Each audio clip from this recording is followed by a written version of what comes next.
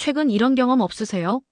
평생 남에게 피해 안 주고 조심조심 운전해왔는데 어느 날 우편함을 열어보니 과태료 고지서가 여러 장 들어있어. 놀라지 않으셨나요? 한 번에 2, 30만 원 가까운 목돈이 빠져나가면 연금으로 생활하는 분들에겐 정말 큰 타격이 됩니다. 안녕하세요. 저는 교통 전문가 송지혜입니다. 요즘 갑작스런 변화에 당황하신 분들 계실 텐데요. 오늘 영상 끝까지 함께 해주세요.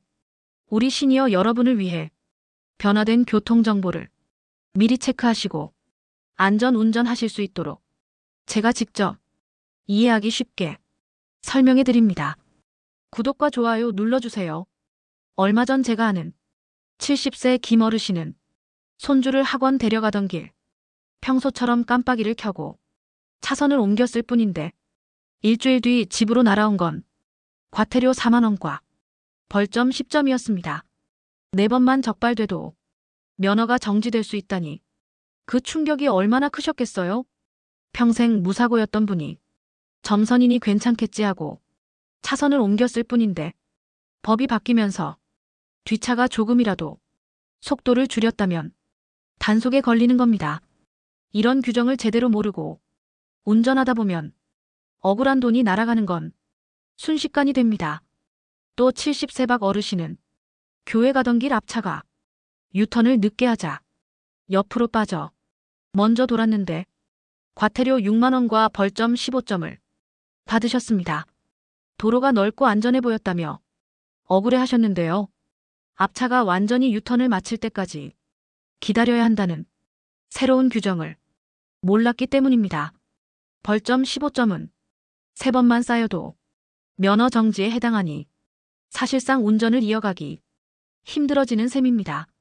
80살 최어르신은 신호등에서 노란불을 보자마자 급히 지나가셨습니다.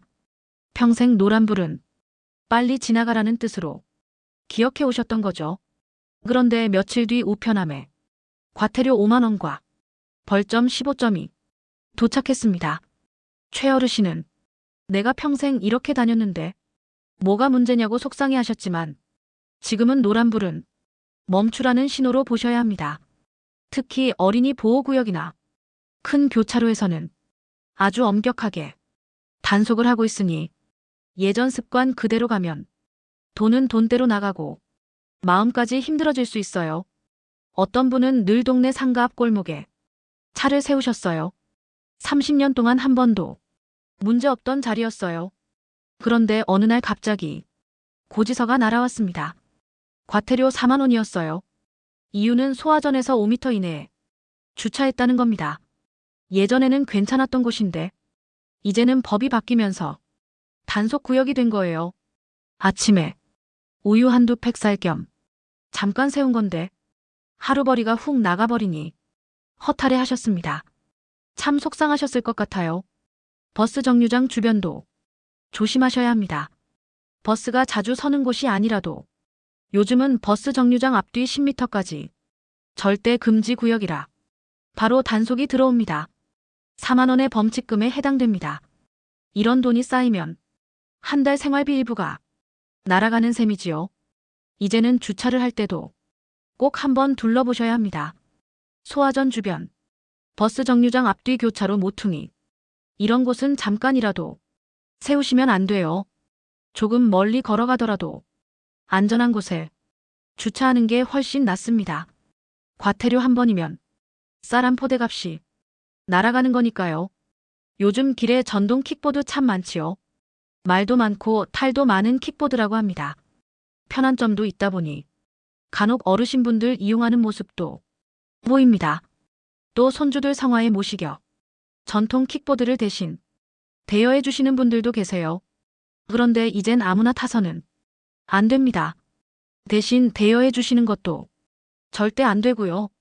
원동기장치 자전거, 면허가 있어야 하고 면허 없이 타면 30만 원 가까운 과태료가 나옵니다. 손주 마음 얻으시려다가 큰돈 잃으실 수 있어요. 제가 아는 70대 어르신 한 분은 손주가 자꾸 타고 싶다고 하여 동네 마트 앞에서 잠깐 세워져 있던 공유 킥보드를 잠깐 타보셨습니다. 별일 아니라고 생각했는데 한 달 뒤 고지서가 날아왔습니다. 무면허 운전으로 과태료가 부과된 겁니다. 손주랑 잠깐 타본 게 생활비 절반을 날려버린 셈이 된 거죠. 그리고 헬멧도 중요합니다. 그냥 머리에 얹어만 두면 안 되고 턱끈을 단단히 조여야 합니다. 턱끈을 느슨하게 매거나 아예 안 매면 2만 원에서 4만 원까지 과태료가 나옵니다. 어떤 분들은 답답하다고 헬멧끈을 풀어두기도 하는데 그것도 다 단속 대상이에요. 또 킥보드를 인도로 몰고 들어가는 경우도 많은데 이건 역시 과태료 4만 원이 바로 붙습니다. 번호판이 가려져 있어도 요즘 카메라가 다 잡아냅니다. 정리하면 면허 없이 타면 안 되고 헬멧은 꼭 턱끈까지 채우고 인도 주행은 절대 금지. 이 세 가지만 지켜도 쓸데없는 돈 나가는 일을 막을 수 있습니다. 손주가 타고 싶다고 해도 법은 바뀌었으니 단호하게 알려주셔야 합니다. 괜히 몇십만 원 벌금 내고 속상해할 필요 없으니까요. 요즘 단속이 가장 무서운 곳은 바로 어린이 보호구역입니다. 우리가 잘 아는 스쿨존이지요. 예전에는 속도를 조금만 줄이면 괜찮겠지 하고 넘어가는 경우가 많았는데 이제는 단속 장비가 워낙 촘촘하게 설치돼 있어서 한순간 방심해도 바로 찍힙니다. 정해진 시속에서 조금이라도 넘으면 과태료가 크고 벌점까지 따라옵니다. 한 분은 학교 근처에서 아이들 등교 시간이 지난 시간에 사람도 없길래 30km로 지나가셨다고 합니다. 나중에 고지서를 받아보니 15만 원 넘는 과태료와 벌점 10점이 함께 적혀 있었습니다. 본인은 아이도 없고 조용한 길이라 괜찮을 줄 알았는데 카메라가 다 보고 있었던 겁니다. 요즘은 교차로와 스쿨존에 인공지능 카메라까지 들어오면서 신호 위반, 속도 위반, 안전벨트 미착용까지 동시에 잡아낸다고 합니다. 예전처럼 경찰이 보이질 않으니 괜찮겠지 하고 지나가면 큰 코 다칩니다. 하늘에서 찍는 드론까지 시험 운영 중이라는 말도 있으니 적용되는 교통규범을 잘 알아두시고 모든 순간 법을 지키는 게 최선입니다. 혹시라도 과태료 고지서를 받으셨다면 제일 먼저 해야 할 건 억울하지 않은지 확인하는 겁니다. 날짜나 장소가 엉뚱하면 이해 신청을 해볼 수는 있습니다. 하지만 솔직히 말씀드리면 받아들여지는 경우는 많지 않습니다.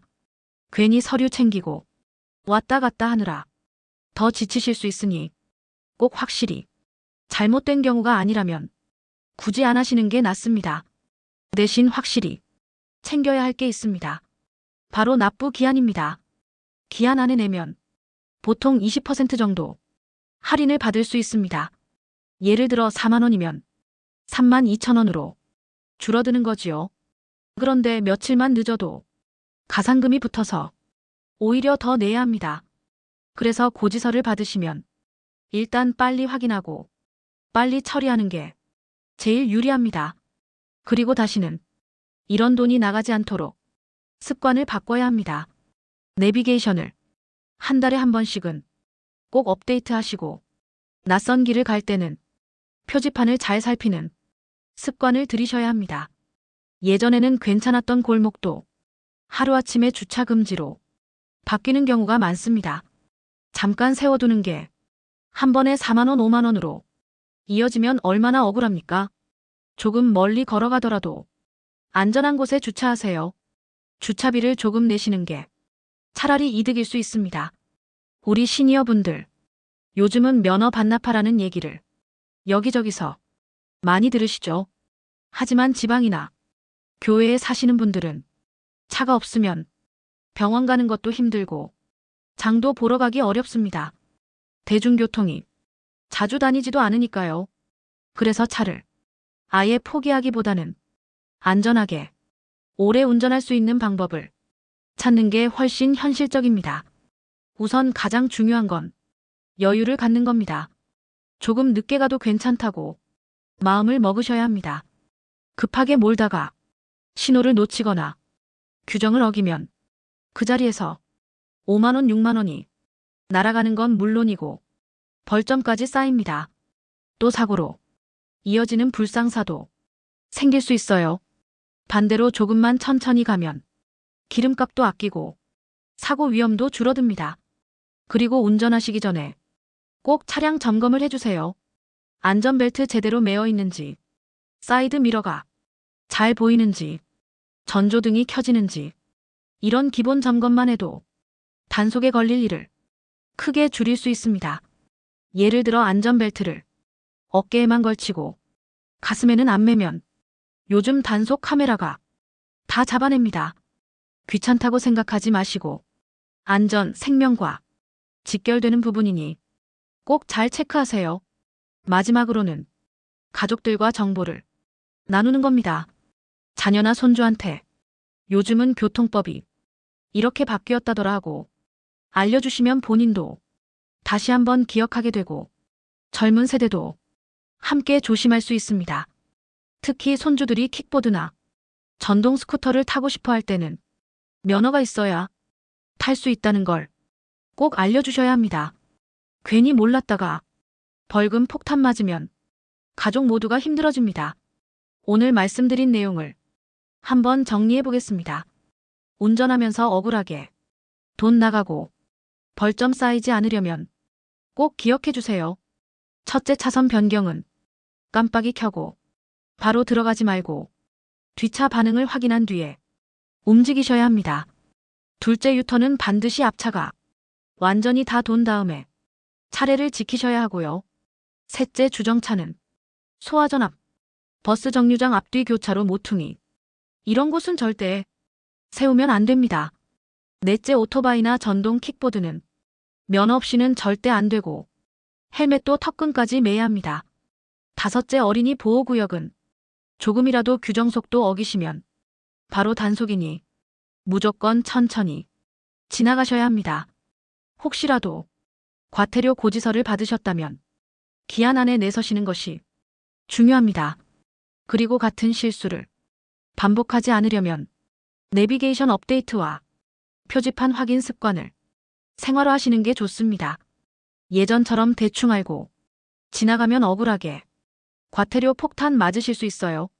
마지막으로 꼭 드리고 싶은 말씀은 안전운전이 곧 돈을 지키는 길이라는 겁니다.